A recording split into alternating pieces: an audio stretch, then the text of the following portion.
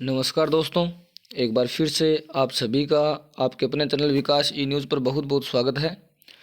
दोस्तों, इस वीडियो में जो काफ़ी अभ्यर्थियों के बार बार सवाल आ रहे थे कि सर विद्या सम्बल योजना के थोड़े से आसान आसान सवाल, उन सवालों के जवाब दीजिए कि फॉर्म कहाँ से मिलेगा, कौन कौन फॉर्म भर सकता है, योग्यता क्या होनी चाहिए, इसके अलावा किस आधार पर चयन किया जाएगा, क्वालिफिकेशन क्या होनी चाहिए। मतलब ये जो आपके बार बार सवाल आ रहे थे, इन सवालों के जवाब के लिए छोटा सा वीडियो बनाया गया, 2 या 3 मिनट का होगा। कंप्लीट वीडियो देखिएगा ताकि आपको भी समझ में आ जाए कि किन किन अभ्यर्थियों की जो योग्यता जो रखते हैं वो फॉर्म अप्लाई कर सकते हैं, कौन कौन से ऐसे अभ्यर्थी हैं जो योग्यता रखते हैं और फॉर्म अप्लाई कर सकते हैं। और कुछ अभ्यर्थी ऐसे भी होंगे जिनका ये सवाल है कि सर 12वीं पास अप्लाई कर सकते हैं या आर्ट वाले, हिंदी वाले कौन अप्लाई कर सकते हैं। ये सारी आपको जानकारी इस वीडियो में प्रोवाइड हो जाएगी। सबसे पहले चैनल को सब्सक्राइब कर दीजिए, बेल आइकन को प्रेस कर दीजिए और टेलीग्राम ग्रुप से ज़रूर जुड़ जाइए, क्योंकि आपको जो पीडीएफ मिलेगी वो टेलीग्राम में ही प्राप्त होगी। और फॉर्म का जो लिंक है वो भी आपको टेलीग्राम में प्राप्त हो जाएगा। पीडीएफ है फॉर्म का, ऑफलाइन फॉर्म है कम्प्लीटली, तो आपको जो पीडीएफ है वो टेलीग्राम से डाउनलोड कर लेना है। देखिए, आसान से जो सवालों के जवाब है वो दे देता हूँ मैं। देखिए, विद्या सम्बल योजना के महत्वपूर्ण जो जानकारी है, निजी अभ्यर्थी जिन्होंने रीट उत्तीर्ण करना आवश्यक है, जिसकी पात्रता अवधि वर्तमान तिथि तक होनी चाहिए। जो भी निजी अभ्यर्थी हैं उन्होंने यदि रीट पात्रता क्लियर कर रखी है और ग्रेड 3 के लिए जो रीट वैकेंसी आती है उसमें रीट पात्रता होनी चाहिए। तो यदि आपके पास रीट का जो वैधता प्रमाण पत्र है तो आप अप्लाई कर सकते हो। किसी प्रकार के अनुभव के अंक नहीं जुड़ेंगे हैं और न ही साक्षात्कार की कोई प्रक्रिया होगी। इसमें किसी प्रकार के अंक, कोई भी अनुभव वगैरह इसमें जरूरत नहीं पड़ेगी, मतलब नहीं जुड़ेंगे उसके अंक।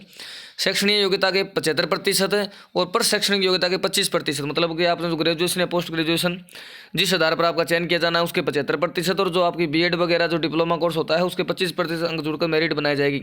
इसके अलावा किसी प्रकार के अंक नहीं जोड़े जाएंगे। व्याख्याता के लिए 75% स्नातकोत्तर में और 25% बीएड के अंक आपके जुड़ेंगे। वरिष्ठ अध्यापक के 75%, स्नातक के 25% बीएड के जुड़ेंगे। यदि आप वरिष्ठ अध्यापक के लिए अप्लाई करते हैं तो आपके पास ग्रेजुएशन और बीएड होना चाहिए, तो आपकी ग्रेजुएशन के 75% और बीएड के 25% होने चाहिए। और व्याख्याता के लिए यदि आप अप्लाई करते हैं तो आपके पास पीजी होना चाहिए और बीएड होनी चाहिए। तो इस प्रकार से अंक भी यहाँ जोड़े जाएंगे। अध्यापक लेवल यदि 2 की बात करें तो आपने जो स्नातक कर रखी है और बीएड कर रखी है तो स्नातक के 75% है और बीएड के 25% अंक जुड़ेंगे। इसके साथ में आपका वैधता प्रमाण पत्र रीट वाला होना चाहिए। अध्यापक लेवल 1 की बात करें तो यदि आपने 12वीं और बीएसटीसी कर रखा तो 12वीं के 75% जुड़ेंगे और आपके जो बीएसटीसी के अंक होंगे उनका 25% जोड़ा जाएगा। एक कॉमन मेरिट बनाई जाएगी जिसमें अधिकतम अंक प्राप्त को सहमति शपथ पत्र भी देना होगा। मतलब कि जिस अभ्यर्थी के सबसे ज़्यादा परसेंट बनेंगे, मान लीजिए एक विद्यालय में 5 या 7 आवेदन हो गए और एक सीट खाली है, तो उसी अभ्यर्थी का चयन होगा जिसके सबसे ज़्यादा प्रतिशत अंक बन रहे होंगे। इस प्रकार से निकालने के बाद और फिर उसी को ज्वाइनिंग दी जाएगी जिसके अंक 26 से अधिकतम होंगे और बाद में सहमति शपथ पत्र भी देना होगा। जब आप ज्वाइनिंग लेंगे तब देना होगा।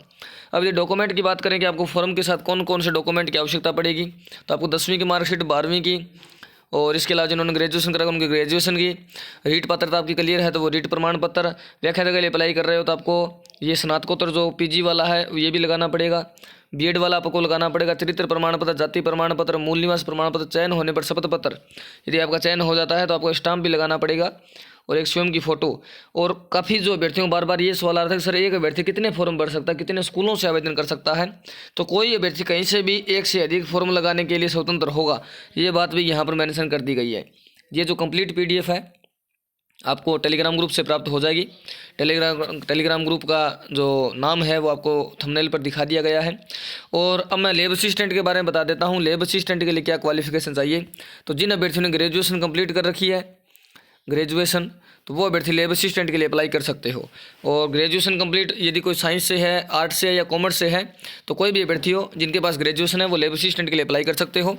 यदि आपके जो क्वालिफिकेशन, जो योग्यता, जो प्रतिशत है उसके आधार पर आपका चयन कर लिया जाएगा। आपका यदि चयन होता है तो आपको वहाँ पर जो ड्यूटी है वो लगानी पड़ेगी। और सैलरी भी इसमें अच्छी है, 21-22 हज़ार रुपये के लगभग सैलरी है। आप सैलरी वाला वीडियो देख लीजिएगा।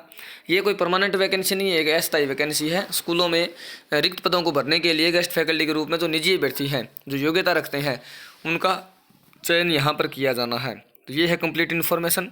बाकी जानकारियाँ, जो रिक्त पदों का विवरण है, वो जानकारियाँ भी आपको चैनल पर वीडियोज़ उनके लगातार मिल रहे हैं। तो चैनल को सब्सक्राइब करके रखें, बेल आइकन को प्रेस करके रखें। बहुत बहुत धन्यवाद दोस्तों। जय हिंद, जय भारत।